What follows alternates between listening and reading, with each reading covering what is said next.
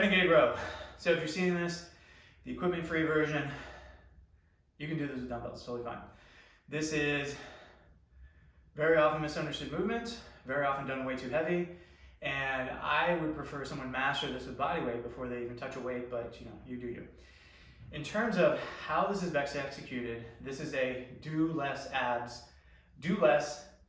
type of movement. So what do I mean by that is typically what you'll see, someone grab a big heavy dumbbell and they'll use some momentum and yank this up here and treat this as basically just a suboptimal back exercise. You're like doing everything wrong in terms of how to isolate your back.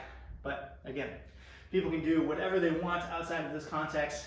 What I want you to do is widen your feet a little bit and then imagine nothing moves as I then put my hand down, shift my weight, check out my hips, nothing moves, versus very easy for me to shift and make this easier to just kind of go back and forth. That is what I'm looking to avoid. They always say don't tell people what not to do, but in some of these movements you have to show what not to do because it's the most obvious thing that's going to happen, and then it's not always obvious like, well, what are you doing? I am not moving my hips. I am stabilizing and not moving my hips.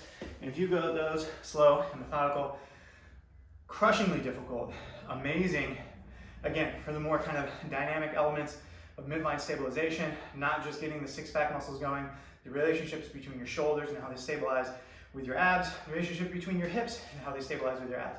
It's all baked into the Renegade row. And the people who disproportionately do this movement well tend to be stronger across more things, and the people who have a ton of trouble stabilizing there tend to suffer in other areas as well. Nail this movement down, other things will get better.